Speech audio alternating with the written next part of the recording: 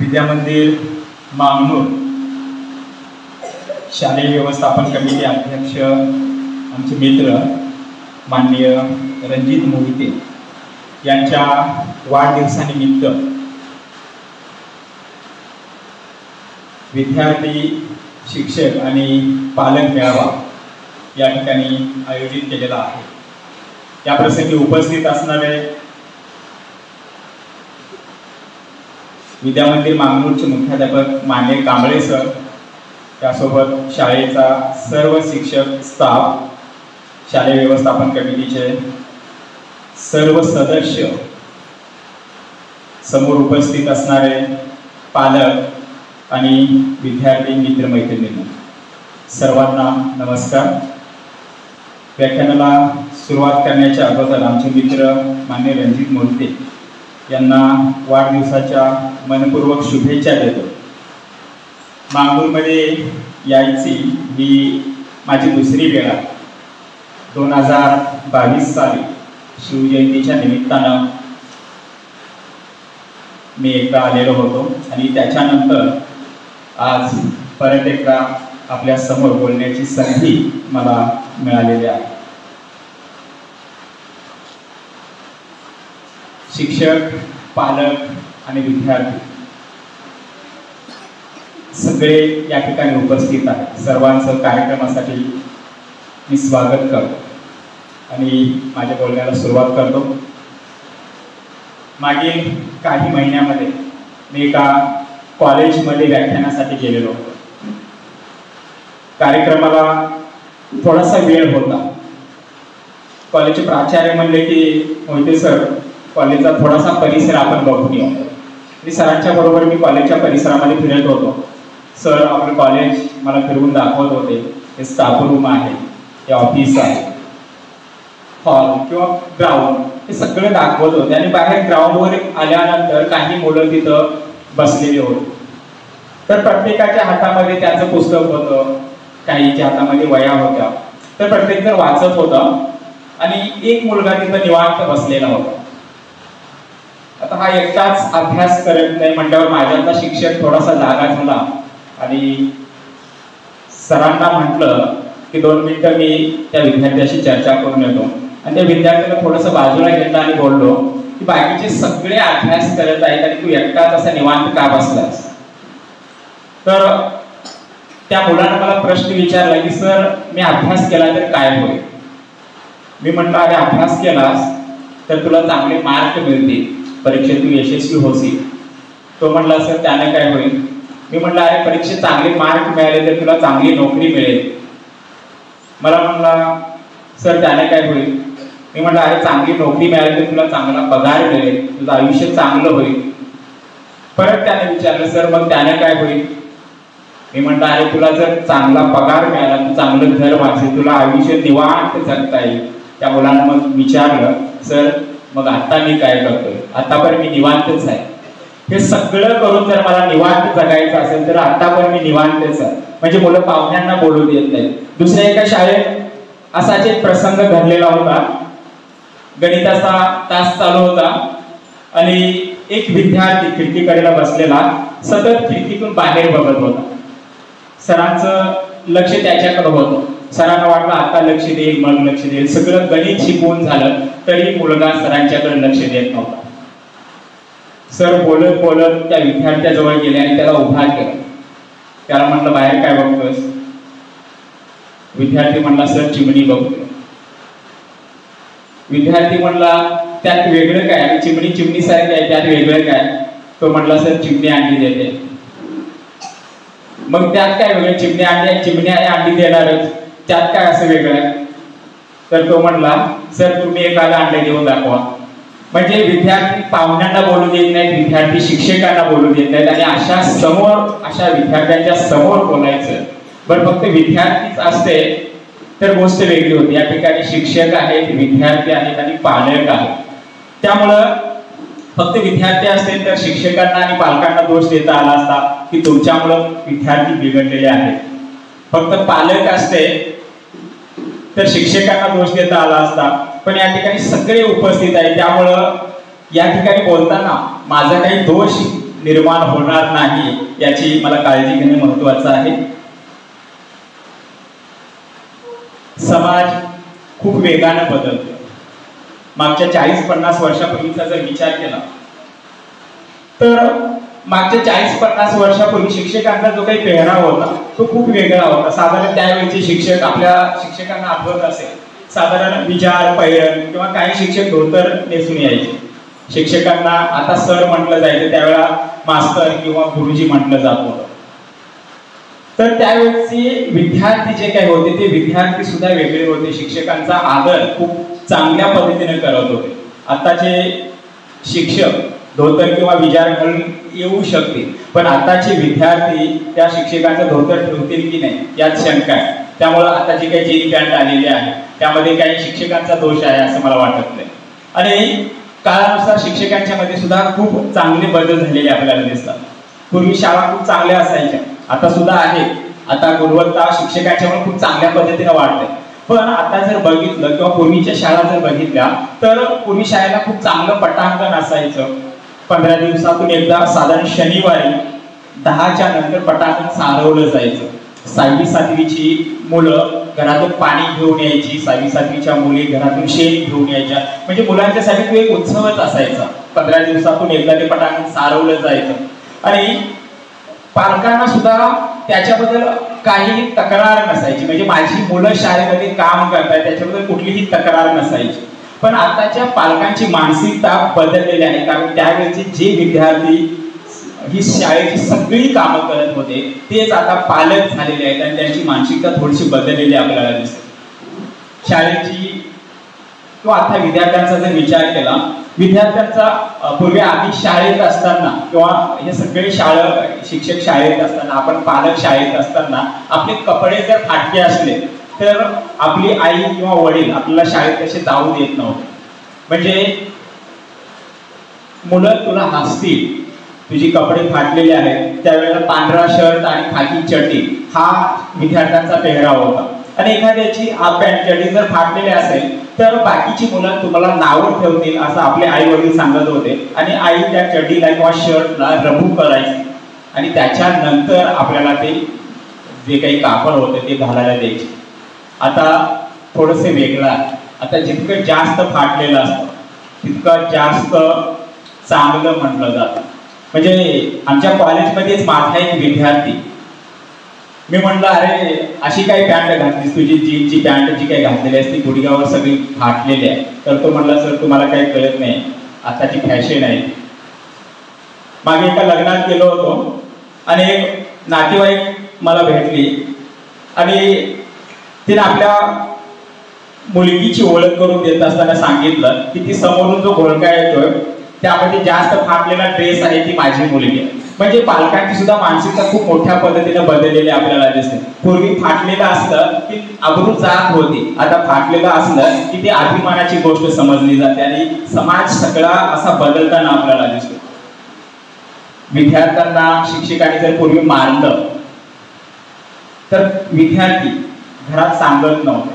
कारण की तसंच होतं. कारण विद्यार्थ्याने जर वडिलांना सांगितलं की मला आज गुरुजींनी शाळेत मारलं तर पालक अजून त्याला पळवायचे. का? काहीतरी तुला ज्या अर्थी गुरुजींनी मारले त्या अर्थी तूच काहीतरी चूक केलेली असणार आहेस आणि त्यामुळे तुला गुरुजींनी मारलं. पण ही प्रकार इतक्यावर थांबत नव्हतं. परत दुसऱ्या दिवशी त्या विद्यार्थ्याला दोन पालक वर्गात जायचे आणि गुरुजींना सांगायचे की गुरुजी काल तुम्ही याला मारलं आणि हा घराकडे सांगत आला, काल थोडासा याला मार कमी पडलाय, आज अजून मार असं सांगायचे. आज जर पालक शाळेत येताना समोरून दिसले तर आजच्या शिक्षकांना भीती वाटते. का? कारण हा माझ्यावर केस वगैरे करतो की काय, विद्यार्थ्यांना आता मारायचे नाही. पण शासनाचाच GR निघालेला आहे की विद्यार्थ्यांना आता मारायचे नाही. म्हणजे आजच्या विद्यार्थ्यांना अजिबातच हात लावायचे नाही, त्यांना शिक्षा करायची नाही, त्यांना शारीरिक इजा मानसिक इजा होईल असं कोणतंही वर्तन शिक्षकाने करायचं नाही. उलट त्यांची सकारात्मक नोंद करायची असा आणि शासनाचा GR आहे. आता मध्ये सर आता परीक्षा चालू आहे.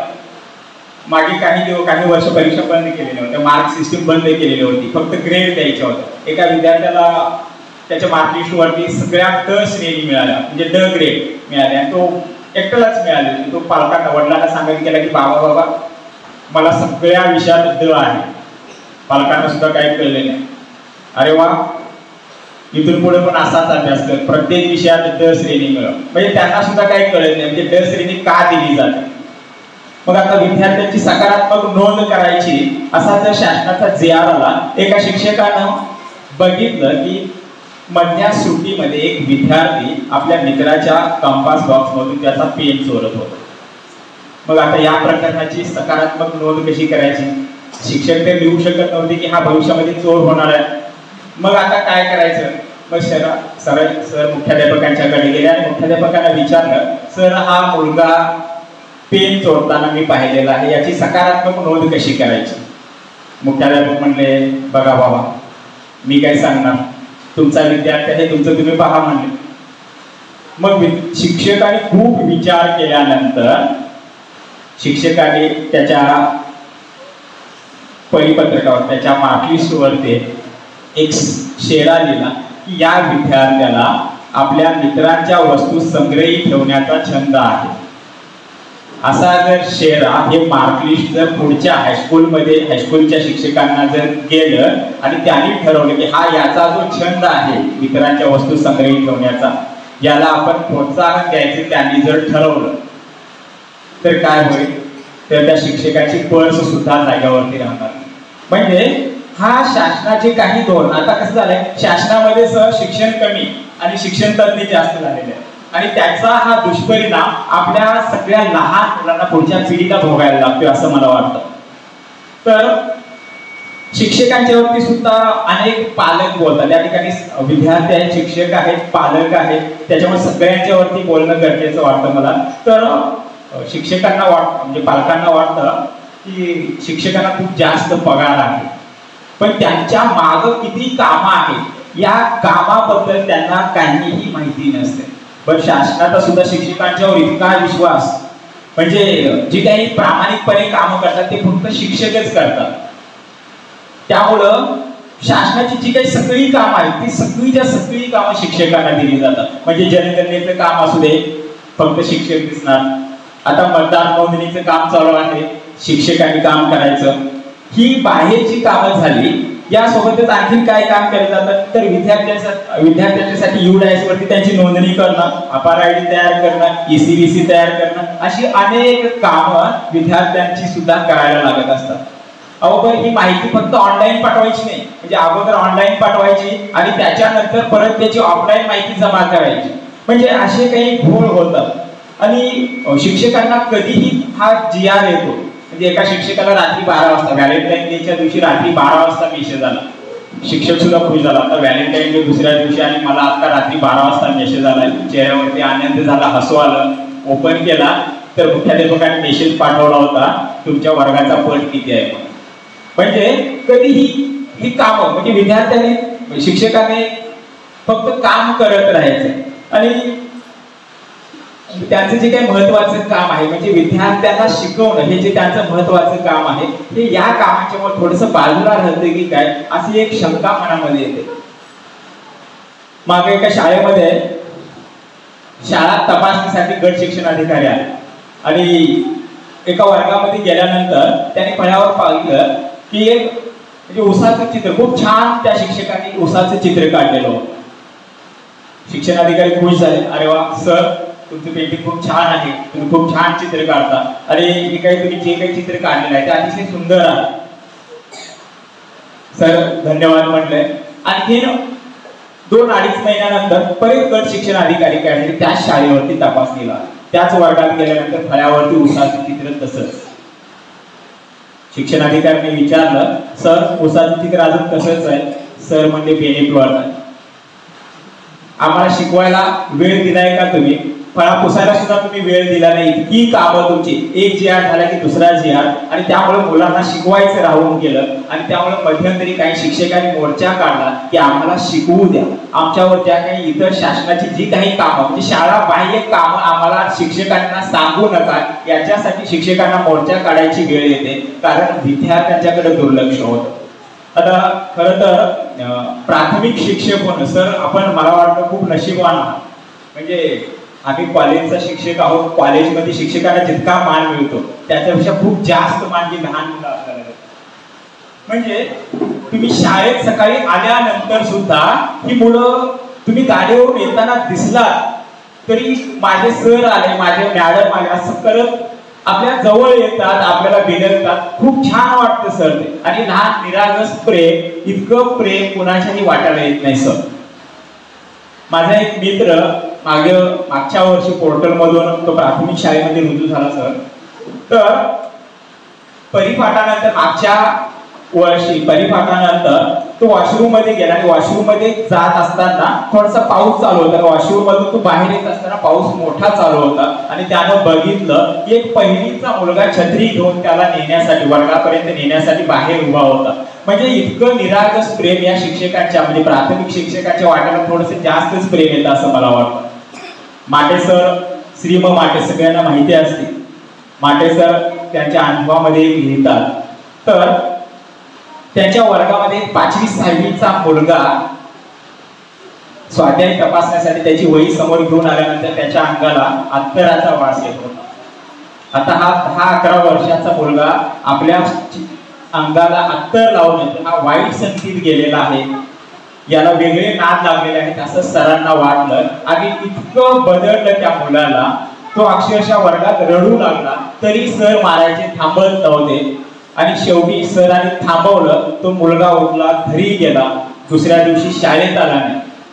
गुरुजींनी विचारलं त्याच्या मित्राला की तो काल जो मुलगा होता तो मुलगा शाळेत का आला नाही. तो मुलगा, त्याचा मित्र गुरुजींच्या वरती चिडला, माटे गुरुजींच्या वरती खूप चिडला. तो म्हणला, गुरुजी काल तुम्ही त्याला मारायला नको होतं. म्हणलं काय झालं रे. त्याच्या अंगाला तर अत्तराचा वास येत होता, तो वाईट संगतीत लागलेला आहे. आतापासूनच जर अत्तर मारत असेल तर तो मोठेपणी काय करेल. तो वाईट संगतीत लागू नये म्हणून मी त्याला मारलं. त्याचा मित्र गुरुजींना म्हणला, गुरुजी त्याचे वडील त्याच्या लहानपणीच वारलेले आहेत, त्याची आई आजारी असते, हा सकाळी लवकर उठतो, आईचं सगळं आवडतो आणि 7 वाजता तो एका अगरबत्तीच्या कारखान्यात कामाला जातो. 7 वाजल्यापासून 10 वाजेपर्यंत हा अगरबत्तीच्या कारखान्यात काम करतो. त्या अगरबत्तीच्या वासाचा सुगंध त्याच्या अंगाला येतो आणि त्याच्यामुळे तुम्हाला त्याच्या अत्तराचा वास आला. गुरुजी तुम्ही त्याला मारायला नको होतं. गुरुजींना आपली चूक कळली, वर्गातून उठले, त्या मुलाच्या घरी गेले. तो मुलगा आईच्या शेजारी बसून होता. गुरुजींना एखादा बघितलं, तो आणखी घाबरला. गुरुजी आज घरात येऊन परत मारतात की काय, इतका घाबरला. पण गुरुजी त्याच्या जवळ गेले, त्याला जवळ घेतले. अर्धा पाऊण तास गुरुजी त्याला कवीत घेऊन रडत होते. काल जे मारलं तो आपला मुलगा बिघडू नये, वाईट संगतीला लागू नये म्हणून हा पित्याचा थाट होता आणि आज त्याला मायेने जवळ घेणं हे आईचं प्रेम होतं. म्हणजे आई आणि वडील या दोघांचं प्रेम देण्याचं काम एक शिक्षक करत असतो. म्हणजे पालकांना वाटतं की माझ्या इतकं माझ्या मुलावरती प्रेम कोणीच करत नाही, पण शिक्षकांना ही सगळी समोर बसलेली लहान लहान मुलं आहेत ती आपल्या मुलांच्या सारखीच आहे. एका वर्गामध्ये एका बाईने एका मुलाला मारलं आणि तो मुलगा घरी गेला आणि आपल्या आईला घेऊन आला. आईला सुद्धा वाटलं की या मॅडमने माझ्या मुलाला मारलंच कसं. आई घरातून शिव्या देत बाहेर आली. मॅडम वर्गाच्या बाहेर बोलवलं मॅडमला आणि मॅडमला म्हटलं, मॅडम तुम्हाला काही कळतंय का नाही, इतक्या लहान मुलाला एवढं मारतात का, तुम्हाला मुलं बाळ आहेत की नाही.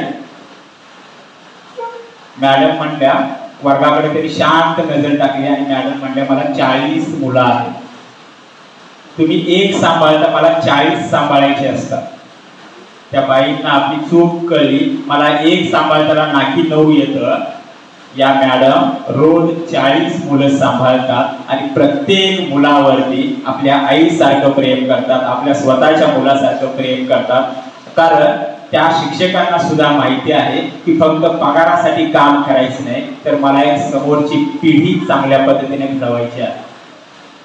एखादा डॉक्टर नालायक निघाला तर एक पेशंट दगावू शकतो. एखादा इंजिनियर नालायक निघाला तर एखादा पूल पडू शकतं, काही जीव त्याच्यामध्ये जाऊ शकतात, एखादा रस्ता खराब होऊ शकतो, एखादी इमारत कोसळू शकते. पण एक शिक्षक जर वाईट निघाला तर अख्खी पिढी बर्बाद होत असते. त्यामुळे शिक्षकाला चांगलं राहणं ही काळाची गरज आहे. अनेक आदर्श शिक्षक आहेत आपल्या भागामध्ये. लहू बोराटेंच्या सारखा एक आदर्श शिक्षक धनगरवाड्यामध्ये जातो. तिथली धनगरवाड्याची सगळी शाळा बदलते.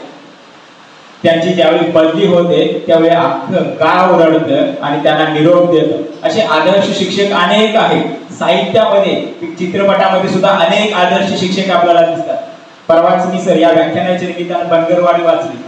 तर बनगरवाडीमध्ये राजाराम मास्तर एक लहान, म्हणजे फक्त त्याचं शिक्षण पूर्ण झालेलं 18-19-20 वर्षाचा तरुण बनगरवाडी नावाच्या एका धनगरवाड्यावरती जातो, ज्या ठिकाणी शाळा असते पण त्या शाळेत कुणीही मुलं नसतात. सगळं धनगरांचं गाव, त्या ठिकाणी शाळेत कुणी जायचं हाच सगळ्यात मोठा प्रश्न असतो. दुष्काळामध्ये पोकळलेलं गाव सगळं. तर या ठिकाणी शाळेत जाणं हेच कष्टाचं वाटत होतं, कारण भाकरीचा प्रश्न होता आणि हा सगळा प्रश्न कशा पद्धतीने सोडवायचा हा सगळ्यात मोठा प्रश्न. आणि शाळेत का जायचं, आणि हा राजाराम मास्तर नावाचा एक तरुण मुलगा या सगळ्यांची मानसिकता बदलतो आणि मुलांना शाळेत यायला लावतो. संपूर्ण गावाचं चित्र बदलून टाकतो. माझी काटेमुंडरीची शाळा नावाचे खूप छान पुस्तक आहे. मुनघाटी गुरुजी नावाचे एक गुरुजी त्या शाळेमध्ये जातात. नक्षलवाद्यांच्या एरियामध्ये असलेलं हे गाव, नक्षलवाद्यांच्या धाकाच्या खाली असलेलं हे गाव, त्या गावामध्ये शिक्षक जातात आणि आपल्या कर्तृत्वाच्या जोरावर या गावातील सगळ्या लोकांची मानसिकता इतक्या चांगल्या पद्धतीने बदलतात, विद्यार्थी इतक्या चांगले घडवतात की त्याच शाळेमध्ये शिकून विद्यार्थी मोठा होतो, शिक्षक होतो आणि त्या शाळेचा शेवटी मुख्याध्यापक होतो. म्हणजे असे अनेक विद्यार्थी घडवण्याचं काम हे चांगले शिक्षक करत असतात. तिथं बरेचसे पालक आहेत. पालकांना उद्देशून थोडंसं बोलणं मला महत्वाचं वाटतं. तुम्ही जे काही दुःख भोगलेलं आहे ते दुःख तुमच्या मुलांना कधी सांगू नका, कारण तुम्ही जे काही हाल अपेष्टा भोगलेल्या आहेत त्या हाल अपेष्टांशी तुमच्या मुलांशी काहीही घेणं देणं नसतं. तुम्ही जर सांगितलं ना त्यांना की मी रात्री 12 वाजेपर्यंत अभ्यास करायचो, त्यावेळी लाईट नसायची, मी दिव्याच्या उजेडात, चिमणीच्या उजेडात, कंदिलाच्या उजेडात अभ्यास करायचो, घरामध्ये लाईट नव्हती, बाहेर तिकटीवरती विजेच्या खांबाखाली बसून अभ्यास करायचो. एक पालक असेच आपल्या मुलाला सांगत होते की मी रात्री दिव्याच्या उजेडात अभ्यास करत होतो. पोरगं शांतपणे ऐकून घेत होतं. वडिलांचं बोलून झाल्यावर म्हणलं अभ्यासाचा एवढा किडा होता तर दिवसाचा अभ्यास करायचा होता. म्हणजे मुलांना काहीही घेणं देणं नसतं. तुम्ही खूप हाल अपेक्षा सोचल्यात, मला माहिती आहे, कारण त्यावेळेची जी काही परिस्थिती होती ती परिस्थिती खूप वाईट होती. म्हणजे आपल्याला जे काही कपडे घेतले जात होते, आपले वडील जे काही कपडे घेत होते, साधारणपणे आता दसरा सण आहे, दसऱ्याला कपडे घेतले जात होते. दसऱ्याच्या अगोदर जर तुम्ही सांगितलं, म्हणजे महिनाभर अगोदर सांगितलं की बाबा माझा ड्रेस फाटलेला आहे, मला नवीन ड्रेस घ्या, तर बाबा सांगायचे की दसऱ्याला घेऊ. दसऱ्यात तुम्ही बाबांना आठवण जर करून गेली की तुम्ही मला दसऱ्यात ड्रेस घेतो म्हणत होतात आणि आता ड्रेस घ्या, तर बाबा सांगायचे की दिवाळीत घेऊया.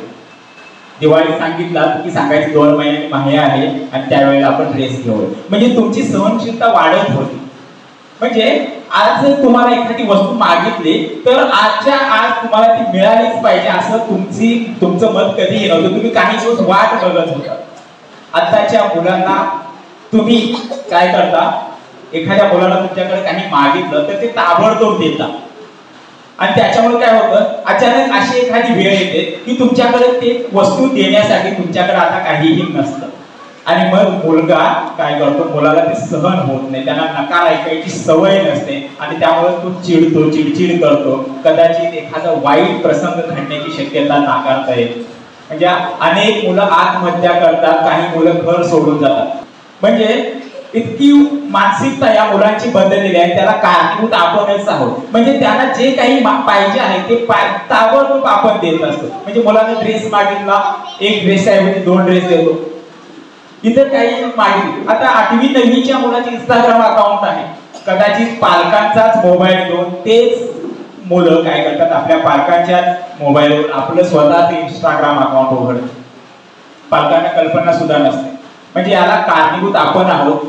मुलं अभ्यासाच्या नावाखाली मोबाईल घेतात, ते मोबाईलमध्ये नेमकं काय करतात याचा विचार करणं, याचा अभ्यास करणं आपली सुद्धा त्याची जबाबदारी आहे. कारण आपला मुलगा मोबाईल घेऊन फक्त अभ्यासच करतोय की आणखी कोणतं वाईट, आणखी काय काय त्याच्यावरती ओपन करतोय, एखादी चुकीची वेबसाईट ओपन करतोय का, याकडे पालकांनी लक्ष देणं अतिशय महत्त्वाचं असलेलं आपल्याला दिसतं. तुम्ही जे काही मागाल, जे विद्यार्थी जे काही मागतात ते पालकांनी जर पुरवलं तर मुलं आपोआपच हट्टी बनत असतात. त्यांना नकार आवडत नाही आणि कदाचित त्याच्या माध्यमातून जर तुम्ही एखाद्या वेळी नकार दिला तर ते चुकीची पावलं उचलण्याची शक्यता असते. म्हणजे सगळ्या पालकांची, कारण की त्यावेळीची परिस्थिती ही खूप हालाकीची होती. अनेक हालाकीमधून तुम्ही शिक्षण घेतलेलं आहे हे मला खूप चांगल्या पद्धतीने माहिती आहे. आणि त्यामुळं हे असे हालाकीचे दिवस आपल्या मुलांच्यावर सुद्धा काही प्रमाणात यावे. का यावे? कारण मुलांना जितकं संकट आहे तितकी मुलं कणखर बनतात. मुलांना जर आयती वस्तू तुम्ही हातात दिल्यात तर पुढची पिढी नाजूक होण्याची शक्यता आहे. इंग्रजीमध्ये खूप एक छान म्हण आहे, strong man creates good time. म्हणजे चांगली लोक जी असतात ना, दणकट मजबूत मनुष्य जे असतात ती चांगली वेळ तयार करतात. Good times creates bad people, poor people. एकदा का चांगली वेळ आली ना की मुलं, पुढची पिढी जी होती ती नाजूक होते. आणि poor people creates bad time. म्हणजे चक्र चालू राहते. एकदा पिढी गरीब झाली की आपोआपच वेळ सुद्धा खराब व्हायला सुरुवात होते. इतिहासाची उदाहरणं जर बघितला तर छत्रपती शिवाजी महाराजांच्या अगोदरचा जो काळ होता तो खूप वाईट होता. म्हणजे वाईट काळामध्ये एक सक्षम नेतृत्व निर्माण होण्याचं काम छत्रपती शिवाजी महाराजांच्या रूपाने आपल्याला माहिती आहे. म्हणजे जे जितकी संकट जास्त येते तितकी पुढची पिढी अधिक सक्षम, अधिक कणखर होत असते. आणि त्याच्यामुळे आपल्या मुलांना सुद्धा काही संकट, काही ज्या काही त्यांच्या मागण्या आहेत त्या मागण्या ताबडतोब तुम्ही कधीच पूर्ण करू नका. त्यांना नकाराची सवय लावा, नकार ऐकू द्या. एखादी वस्तू त्यांना जर मिळाली नाही तर त्यांची सहनशीलता वाढत असते आणि त्याच्यामुळे आहे त्या परिस्थितीत ते अभ्यास करत असतात, आहे त्या परिस्थितीत जगण्याचा प्रयत्न करत असतात. सरांनी आता सांगितलं माझी ओळख करून देताना की आनंदाची दिवाळी ही माझ्या परिवाराच्या मार्फत मी दरवर्षी राबवतो. मग अशा दुर्गम वाड्या वस्त्यांच्यावर जाऊन आम्ही ही दिवाळी राबवत असतो. एक दिवस आमचे सगळे कार्यकर्ते त्यांच्या समवेत तिथे असतात, तिथे जेवण करतात, त्यांच्या सोबत जेवतात, दिवसभर आनंदात घालवतात. त्यांना सुद्धा आमच्यासारखे लोक भेटले की खूप आनंद होत असतो. एकतर त्यांच्याकडे जाण्यासाठी रस्ता नसतो, अनेक ठिकाणी लाईटची सुविधा नाही, मोबाईलची रेंज नाही. आणि तिथे जर लहान मुलं, एवढी लहान मुलं जर बघितली ना तर त्यांच्या समोर त्यांना बघितलेलं त्यांनी दुकान सुद्धा नसतं, मोबाईलला रेंज नसते. एखादा साधा कीपॅडचा मोबाईल कुठेतरी उंचावर जाऊन त्याला रेंज येत असते, त्या ठिकाणी जाऊन ते कॉल करत असतात. साधी काड्यापिटी जरी संपली, साखर चहापूड जरी संपली, 4-4, 5-5 किलोमीटर त्याला चालत यावं लागतं. आणि अशा दुर्गम वाड्या वस्त्यांच्यावर जाऊन आम्ही काम करतो. मग त्या ठिकाणची ही मुलं बघितली की आपण खूप सुखी आहोत, आपली मुलं खूप सुखी आहेत असं वाटतं. कारण आपलं मूल जर रडायला लागलं तर त्याला आपण पटकन एखादा मोबाईल देतो, याच्यावरती गेम खेळ, एखाद्या युट्यूबवरती व्हिडिओ लावून देतो, काही पैसे देतो, दुकानामध्ये खाऊ आणायला सांगतो. पण तिथल्या मुलाला या कुठल्याही सोयी मिळत नाही तरी ती मुलं आनंदी असतात. त्यांच्याकडे आपल्यासारखी खेळणी सुद्धा नसतात, पण ते तिथल्याच मातीचं, एखाद्या लाकडाचं, एखादी काठी घेऊन ते खेळत असतात. खूप छान वाटतं. ती जर इतक्या आनंदी राहू शकतात, मग आम्हाला इतक्या सगळ्या सोयी सुविधा असून सुद्धा आपण दुःखी का आहोत? तर आपण आपल्या गरजा वाढवून ठेवलेल्या आहेत. आपण आपलं समाधान कशात आहे तेच आपल्याला माहिती नाही. आणि त्यामुळे आपलं समाधान कशात आहे ते अगोदर शोधणं महत्वाचं असतं. आणि मुलं ज्यावेळी शाळेतून येतात त्यावेळी मुलांच्या सोबत तुम्ही बोला. पालकांसाठी सगळ्यात महत्वाचं आहे, पालकांनी मुलांच्या सोबत बोललं पाहिजे. म्हणजे आता ही लहान मुलं आहेत, पण यांच्या सोबत सुद्धा मुलांना दुसरं काय नको असतं, फक्त त्यांना तुमचा वेळ पाहिजे असतो. मुलं बाजूला बसले आणि तुम्ही जर टीव्ही मध्ये गुंग आहात, तुम्ही जर मोबाईल घेऊन गेम खेळत असाल, व्हॉट्सअपवरती किंवा इंस्टावरती रील्स स्क्रोल करत असाल तर मुलं एकाकी पडतात. मग घरात जर त्यांना प्रेम मिळालं नाही तर ते बाहेर प्रेम शोधायचा प्रयत्न करतात. आणि त्याच्यामुळे आपण मुलांच्या सोबत संवाद साधला पाहिजे. पूर्वी घरामध्ये टीव्ही नव्हता, मोबाईल नव्हता. संध्याकाळी जेवायला बसत असताना मुलं आणि पालक सगळे एकत्रित जेवायला बसत होते, चर्चा व्हायच्या. म्हणजे आज शाळेमध्ये काय घडलं, वडील आपल्या मुलग्याला प्रश्न विचारायचे, आई मुलगीला प्रश्न विचारायची, आज शाळेत काय काय झालं, आणि चर्चा व्हायची.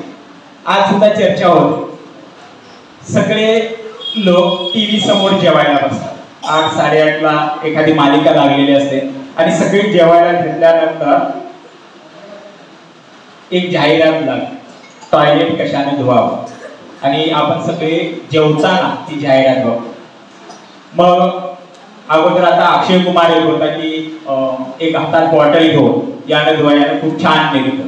आता अक्षय कुमार न खूप पैसा मिळवला आणि तो त्यातून बाजूला झाला। आता दुसरा हिरो म्हणजे शाहरुख खान त्या ठिकाणी येतो की यानं धुवा, यानं खूप छान निघतं। आणि मग आता संवादाला सुरुवात होते। मग आई वडिलांना सांगते उद्या ते घेऊन या, त्यानं टॉयलेट खूप छान निघतं, भांडं खूप स्वच्छ निघतं। भाजी वाढू का थोडीशी, वडील तर घाबरूनच जातात, आता नेमकी कोणत्या भांड्यात भाजी वाढते। म्हणजे हा संवाद होत असतो, पण हा संवाद चुकीचा संवाद आहे असं मला वाटतं। आणि पूर्वी खूप छान संवाद होत होते, म्हणजे वडील मुलग्याला विचारायचे की शेजारच्या मुलाला एखादं बक्षीस मिळालेलं आहे, कोणत्या स्पर्धेमध्ये भाग घेतलेला होता, तू सुद्धा त्या स्पर्धेमध्ये भाग घेतला होतास की नाही, भाग घेतला होतास, बक्षीस मिळालं नाही, नाही मिळू दे, नाराज होऊ नको, पुढच्या वेळी प्रयत्न कर, असे अनेक संवाद त्या ठिकाणी होत होते। पण आता हे संवाद कुठेतरी मोबाईलमुळे हरवलेले आहेत असं मला वाटतं। आणि हा संवाद जोपर्यंत आपल्या मनामध्ये, आपल्या घरामध्ये होत नाही, तोपर्यंत आपल्या मुलांना आपण चांगल्या पद्धतीने संस्कार देऊ शकणार नाही। हे जे काही हे संवाद आहेत, हे संवाद होणं अतिशय महत्वाचं असलेलं आपल्याला दिसतं। खरं तर मुलं खूप हुशार असतात आणि मुलांना नेमकं वळण कसं लावायचं, आता शिक्षकांची सुद्धा जबाबदारी आहे आणि पालकांची सुद्धा ही जबाबदारी आहे। शिक्षक जर बघितलं तर शिक्षकांच्या शाळेची जी काही वेळ आहे ती साधारण 10 ते 5 इतकी आहे। पण अनेक शिक्षक, आता मी मगाशी बघितलं की या कार्यक्रमात सगळे नियोजन चालू असताना सुद्धा काही शिक्षक आपल्या वर्गावरती तास घेत होते, स्कॉलरशिपचे असतील, नवोदयचे असतील किंवा इतर आणखी कसल्या परीक्षांचे असतील, ते तास घेण्यासाठी शिक्षक सकाळी 8 वाजता शाळेमध्ये हजर असतात। शाळा सुटल्यानंतर 5 वाजल्यानंतर सुद्धा हे शिक्षक शाळेत हजर असतात। सकाळी 8 वाजता आले, संध्याकाळी 6 वाजेपर्यंत थांबले, म्हणून त्यांचा शासन पगार वाढवणार आहे का? अजिबात नाही। पण त्यांना एकच अपेक्षा असते की आपला विद्यार्थी मोठा व्हावा, आपल्या विद्यार्थ्यांना आपलं नाव काढावं, आपल्या शाळेचं नाव मोठं करावं, आपल्या आई वडिलांचं नाव मोठं करावं, गावाचं नाव मोठं करावं आणि आपल्या शिक्षकांचं सुद्धा नाव मोठं करावं, याच्यासाठी सगळे शिक्षक राबत असतात। आणि त्यामुळं शिक्षकांच्याकडे जितक्या वेळ ही मुलं असतात त्याच्यापेक्षा जास्त वेळ मुलं ही आपल्या आई वडिलांच्याकडे असतात। त्यामुळे आई वडिलांची पहिली जबाबदारी जी येते ती आपल्या मुलांच्यावरती संस्कार करणं, आणि आई म्हणजे पहिलं विद्यापीठ आहे, कारण आई जितकं जगामध्ये ज्ञान देते तितकं ज्ञान कुणीही देऊ शकत नाही। कारण मुलांना बोलायला शिकवण्यापासून मुलाला कसं वागायचं हे शिकवण्यापर्यंत सगळ्यात महत्वाचा हातभार असतो तो आईचा असतो। आणि आजची आई जर बघितली तर साधारणपणे 7 वाजता टीव्ही समोर बसते, ती 10 वाजता टीव्ही समोरून उठते। आपल्याला असं वाटतं की छत्रपती शिवाजी महाराज जन्माला यावे, पण ते शेजारच्यांच्या घरात। पण आजची जिजाऊ 7 वाजता टीव्ही समोर बसते आणि 10 वाजता जर उठत असेल तर छत्रपती शिवाजी महाराज कसे जन्माला येतील? त्यावेळेला जर जिजाऊ साहेब, आता त्यावेळेला टीव्ही नव्हती, पण टीव्ही जर असते आणि जिजाऊ साहेब फक्त टीव्ही बघत असते तर छत्रपती शिवाजी महाराज घडले असते का? मग आता जर त्यांच्यासारखा पराक्रमी मुलगा आपला जर घडवायचा असेल तर त्याच्यावरती काही संस्कार होणं महत्वाचं असतं। आणि संस्कार मग कशातून होतात तर आपण टीव्ही बघू नका असं मी मत नाही माझं। टीव्हीवरती सुद्धा खूप छान छान कार्यक्रम असतात, ते बघितले पाहिजे, जाणीवपूर्वक बघितले पाहिजे। मोबाईल सुद्धा काही वाईट नाही, मोबाईलचा शोध ज्या व्यक्तीने लावलेला असेल त्या व्यक्तीने चांगल्यासाठी लावलेला असतात। जसं जगात सगळे जे काही शोध लावलेले आहेत ते सगळे चांगल्यासाठी लावलेले आहेत, पण त्याचा आपण दुरुपयोग करत आहोत असं मला वाटतं। मग मुलांच्या वरती जर संस्कार व्हायचे असले तर मुलांनी वाचलं पाहिजे। आता आपली मुलं फक्त अभ्यासाच्या नावाखाली फक्त लिखाण करत असतात, 2-2, 3-3 तास लिखाण केलं की माझा अभ्यास झाला असं सगळे विद्यार्थी म्हणत असतात। ही प्राथमिक शाळेचे असू देत, हायस्कूलचे असू देत किंवा आमची कॉलेजकडचे असू देत, पण ही सगळी फक्त लिखाण म्हणजे एवढंच म्हणजे त्यांना अभ्यास वाटतो। परीक्षा आली की तेवढाच अभ्यास करायचा, तेवढंच वाचन करायचं, पण इतर अवांतर वाचन करणं महत्वाचं असतं. म्हणजे अभ्यासाची पुस्तकं सोडून हे वाचन महत्वाचं असतं. आणि आमचे मित्र रणजित मोहिते यांनी खूप चांगला उपक्रम राबवला की वाढदिवसाच्या सत्कारासाठी बुके नको, बुक द्या, म्हणजे पुस्तकं द्या. कारण ही पुस्तकं, सगळी पुस्तकं, काल त्यांच्या स्टेटसला बघितलं, खूप छान छान पुस्तकं त्यांना भेट म्हणून मिळालेली आहेत. तर ही सगळी पुस्तकं ते शाळेच्या मुलांसाठी जमा करत आहेत आणि शाळेच्या मुलांना ही छान छान गोष्टीची पुस्तकं वाचण्यासाठी, त्यातून बोध घेण्यासाठी, अतिशय महत्वाचं ज्ञान त्यातून मिळवण्यासाठी उपयोगी ठरतील, यात कोणतीही शंका नाही. आणि त्याच्यामुळं ही पुस्तकं वाचणं अतिशय महत्वाचं असतं. आजचे शिक्षकांनी सुद्धा वाचणं महत्वाचं आहे. कारण विद्यार्थ्यांना फक्त पुस्तकी ज्ञान न देण्यापेक्षा, पुस्तकी ज्ञान तर द्यायलाच पाहिजे, कारण आपल्या जी काही शैक्षणिक सिस्टीम आहे ती फक्त या पुस्तकी ज्ञानावरच आधारित आहे. पण बाहेरचे जग जर कळायचं असेल तर तुमचं इतर वाचन सुद्धा महत्वाचं आहे. वाचनासोबतच तुमचे जे काही छंद असतील ते छंद सुद्धा जोपासले पाहिजे. आणि मग आपल्या मुलाला तुम्ही मोबाईल घेऊन देण्यापेक्षा किंवा टीव्ही लावून देण्यापेक्षा त्याच्या समोर एखादं पुस्तक द्या. महिनाभरातून 2 महिन्यातून एखादं पुस्तक त्याच्या समोर वाचायला द्या. ते वाचेल, फाडेल सुरुवातीला, पण त्याला आपोआप हळूहळू सवय लागेल. ते वाचायला सुरुवात करेल, निदान त्याच्यातली चित्र बघून तरी त्याला सवय लागेल आणि त्याला वाचनाची गोडी लागेल. आतापासून जर वाचनाची गोडी लागली तर भविष्यात हे पोरगं कधीही वाया जाणार नाही आणि त्याच्यामुळे त्याला वाचनाची गरज आहे असं मला वाटतं. विद्यार्थ्यांच्यासाठी बोलत असताना तुम्ही खरंच हुशार आहात सगळे. मगाशी स्टाफ रूम मध्ये काही विद्यार्थिनी तिथं येत होत्या, आपल्या शिक्षकांच्या बरोबर बोलत होत्या. मला खूप कौतुक वाटलं त्या विद्यार्थिनीचं, म्हणजे खूप छान पद्धतीने बोलत होत्या. तर तुम्ही आपल्या शिक्षकांच्या बरोबर ज्या काही गप्पा मारतात त्याच्यामध्ये तुमच्या वर्गामध्ये शिक्षकांनी ज्यावेळी शिकवलं जातं त्यावेळी तुम्ही प्रश्न विचारणं महत्वाचं आहे. तुमच्या ज्या काही शंका असतील त्या आपल्या शिक्षकांना विचारा. हे शिक्षक जे आहेत ना, हे ज्ञानाचा सागर आहे. तुमच्या समोर जे सगळे शिक्षक, त्यांच्याकडे खूप ज्ञान आहे, पण हे ज्ञान कधी बाहेर येणार आहे? त्यांना तुम्हाला जितकं द्यायचं आहे ते तुम्हाला देतच असतात, पण तुम्हाला जितकी जास्त भूक लागेल, जितकी जास्त तहान लागेल, तितकं जास्त पाणी, म्हणजे जे काही ज्ञानाचं पाणी आहे, ज्ञानाचं जे काही जेवण आहे ते तुम्ही करू शकाल. याच्यासाठी तुम्हाला ज्ञानाची भूक लागली पाहिजे. तुम्ही जास्तीत जास्त प्रश्न विचारले, तुम्हाला प्रश्न पडले पाहिजे. म्हणजे तुम्ही न्यूटन माहित असणार आहे तुम्हाला, तर न्यूटनला प्रश्न पडला, तो एका सफरचंदाच्या झाडाखाली बसलेला होता आणि वरून सफरचंद पडलं. आता आपण जर असं तर ते सफरचंद घेतलं असतं आणि खायला सुरुवात केली असती. पण न्यूटनला प्रश्न पडला की सफरचंद झाडावरून खालीच का पडलं, आणि त्याच्या मागचा शोध त्यानं सुरुवात केला. ज्या अर्थी हे सफरचंद झाडावरून खाली पडलेलं आहे त्या अर्थी पृथ्वीकडे एखादी अशी अदृश्य शक्ती असली पाहिजे आणि त्या शक्तीला गुरुत्वाकर्षण म्हटलं जातं. हा शोध तिथून पुढे लागला. म्हणजे पृथ्वीकडे अगोदरपासून जी शक्ती होती पण ती अनेकांना अज्ञात होती, पण ही एक शक्ती आहे याची जाणीव न्यूटनने करून दिली. त्याला तो प्रश्न पडला आणि त्याने संशोधन चालू केलं. अशा प्रकारे आपण सुद्धा काही प्रश्न आपल्याला पडले पाहिजेत आणि ते शिक्षकांना विचारले पाहिजे. मग विद्यार्थ्यांना वाटेल की आता मोहिते सरांनी प्रश्न विचारायला सांगितले, मग आता गुरुजींना जाऊन प्रश्न विचारायचा. मग एका विद्यार्थ्याने प्रश्न विचारला की गुरुजी फळा पुसल्यानंतर फळ्यावरचे अक्षर कुठे जातात, तर असे प्रश्न विचारायचे नाही.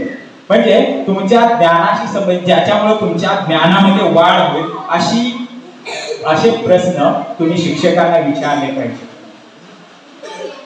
विद्यार्थ्यांना तुमचे आई वडील, आता रोज तुम्ही प्रतिज्ञा म्हणतात, त्या प्रतिज्ञामध्ये एक वाक्य आहे, मी माझ्या आई वडील, गुरुजनांचा आणि वडीलधाऱ्या माणसांचा मान ठेवू. हा मान रोज जी काही तुम्ही प्रतिज्ञा करता या प्रतिज्ञेप्रमाणे तुम्ही वागलं पाहिजे आणि या सगळ्यांचा मान तुम्ही ठेवला पाहिजे. कारण हे सगळे लोक तुमच्या चांगल्यासाठी, तुमच्या भविष्यासाठी काम करत आहेत. प्रसंगी आई वडील शेतामध्ये राबवून आपल्या मुलांना ते पोषत असतात. मुलांना चांगलं शिक्षण मिळावं, चांगल्या शाळेमध्ये शिक्षण मिळावं, आपला मुलगा खूप मोठा व्हावा. मला जे शिक्षण घेऊन मला जे काही करायचं होतं ते मला जमलं नाही, ते माझ्या मुलांना करावं. मुलं आपली स्वप्न ते आपल्या मुलांच्या मध्ये पाहत असतात. त्यामुळे तुम्हाला सुद्धा आपल्या आई वडिलांच्या कष्टाचं, आपल्या शिक्षकांच्या मार्गदर्शनाचं जाणीव ठेवून तुम्ही अभ्यास करणं गरजेचं आहे. खरं तर या कार्यक्रमाला खूप उशीर झालेला आहे आणि हा कार्यक्रम नियोजित वेळेपेक्षा जवळजवळ 1.5-2 तास वेळात सुरुवात झालेली आहे. खूप बोलायचं होतं, विद्यार्थ्यांशी, पालकांशी, शिक्षकांशी खूप बोलायचं होतं, पण वेळेअभावी काही महिलांना बाहेर जायचं असेल, पालकांना सुद्धा शेताकडची कामं असतील, बाहेरची काही कामं असतील, त्यामुळे माझं बोलणं थोडक्यात मी आटोपलं घेतो. परत एकदा संधी जर मिळाली तर आपल्या समोर खूप बोलता येईल. या ठिकाणी माझे मित्र रणजित मोहिते यांच्या वाढदिवसादिवशी मला बोलवलं, त्यांना वाढदिवसाच्या खूप खूप शुभेच्छा देतो. त्यांना अशीच उत्तरोत्तर प्रगती त्यांची होत जावं. शिक्षकांना सुद्धा शुभेच्छा देतो. खूप छान पद्धतीनं ते विद्यार्थी घडवत आहेत. विद्यार्थ्यांना सुद्धा तुमच्या पुढच्या आयुष्यासाठी मी शुभेच्छा देतो. पालकांना सुद्धा धन्यवाद देतो आणि मी थांबतो. धन्यवाद.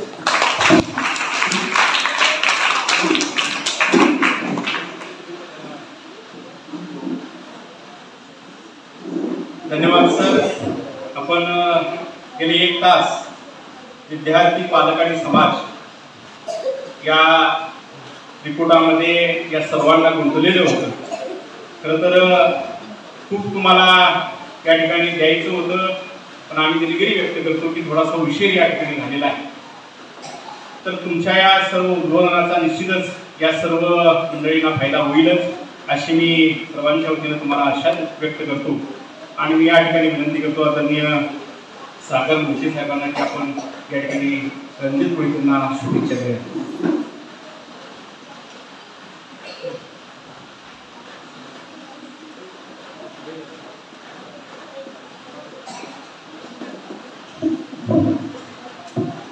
आमचे लहान बंधू शालेय समितीचे अध्यक्ष माननीय रणजित मोहिते यांचा एक आधुनिक असा म्हणजे नाविन्यपूर्ण उपक्रमानुसार होणारा वाढदिवस.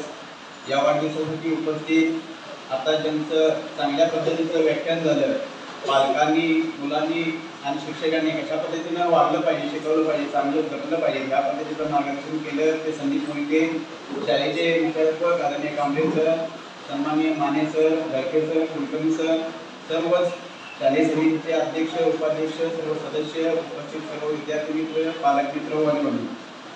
रणजित मोहिते यांनी आज एक नाविन्यपूर्ण उपक्रमानुसार त्यांचा वाढदिवस साजरा करत आहे. आज खऱ्या अर्थानं मोबाईलच्या युगामध्ये मुलांना वाचनाची आवड झाली पाहिजे, पुस्तकांचं आवड झाली पाहिजे, शिक्षणाचं महत्त्व काय आहे हे सांगण्यासाठी त्यांनी आज व्याख्यानाचा कार्यक्रम ठेवला. या ठिकाणी पावसामुळं बरेचसे लोकसंख्या इथे आले नाही, बरेचशे लोकांची इच्छा होती, कारण की 8 दिवस झालं त्यांचा जे त्यांनी डिजिटल बनवला होता तो स्टेटस सर्व विद्यार्थ्यांनी अगदी पुण्यापासून ते मुंबईपर्यंतच्या मुलांनी इथं ठेवलेला होता. कारण की त्यांनाही या ठिकाणी आपल्या शाळेचं, आपली मराठी शाळा जगली पाहिजे, मराठी शाळा वाचली पाहिजे, यासाठी प्रत्येकानं काहीतरी केलं पाहिजे. अशा पद्धतीचा एक नाविन्यपूर्ण उपक्रम या ठिकाणी शालेय समितीचे अध्यक्ष